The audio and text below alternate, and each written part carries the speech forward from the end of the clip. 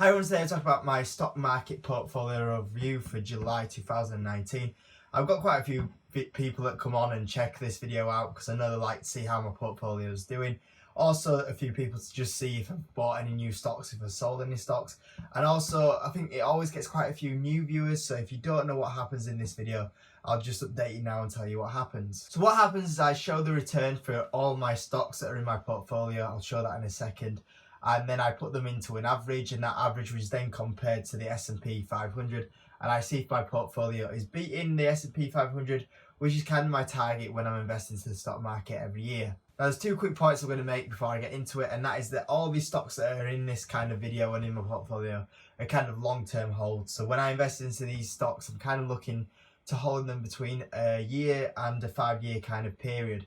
Also, one other thing, guys, is that all the numbers that I'm putting into this video aren't always 100% correct, just because of like entry times, and also some of the positions are actually bigger than what are shown in the spreadsheet that I show you.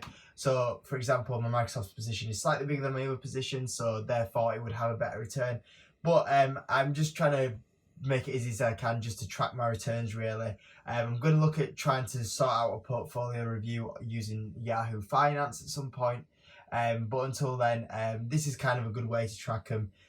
Even though it's not 100% right, it is pretty much, it gives me pretty much a near enough return to what I am getting from investing into the stock market. So guys, this is the spreadsheet that I use to track all of my returns in my stocks. Like I say, it shows all the returns are correct, just giving a slight bit of time for the entry points.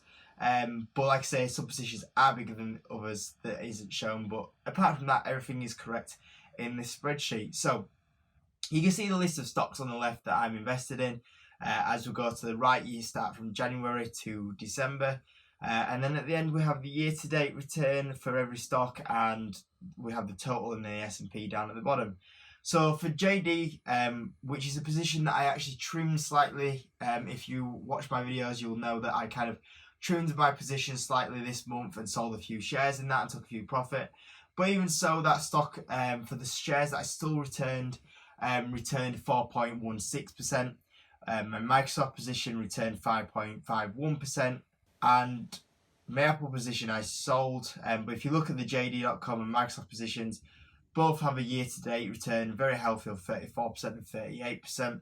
J&J, which was the worst performing stock in my portfolio this month, that returned, well, it lost a 6.14%, and I only realised that the other day when I was looking at the stocks, and I noticed how much it was actually down by.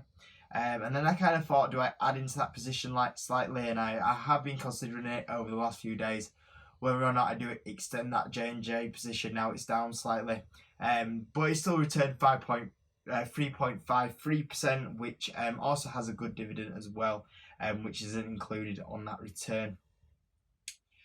These are another stock that I've been wanting to add for ages, but just had another killer month of 5.84%, returning a nice healthy rate of 34%. STZ was sold. Facebook had solid earnings, and that brought back 3.5%. Walgreens 0.7%, which has brought that loss down slightly, because obviously we're down quite a bit on that position, but I'm sure that will go up quite a bit over kind of the next kind of few months and years. I think that will recover them losses. Carnival, which is a position that we're still down on, but 1.55%, which is okay. Alibaba, which is 5.48%. And we have Tesla, which was up absolutely huge until it reported its earnings. You know, that stock was up about 20% for this month, but because of the earnings that pulled it back down, but it still gained 2.05% for this month of July. That gave my portfolio a return of 2.54%. The S&P actually managed to beat me this month by nearly about 0.3%, so it's pretty close. But it still puts me about 2% ahead of the S&P 500 right now, which is obviously the target, to beat the S&P 500. And a 20% return is always, you know, whenever I get a 20% return in the stock market or anything above that, I'm always kind of like, you know, it's a decent return at the end of the day. You know, I always want to beat the S&P 500, but 20% is a better return than what you're going to get into a bank account or any other thing. So 20% return is still pretty good. It's just that I always like to beat the S&P 500 because I could kind of say then, look, I beat the S&P 500 for the last 3 years. It's always something that I like to say when I've been investing into stocks. So that's kind of my portfolio today, guys. Talk about all the returns that I've had, and I'm still quite happy with the returns. The stock market in general, I feel like won't go up that much more this year.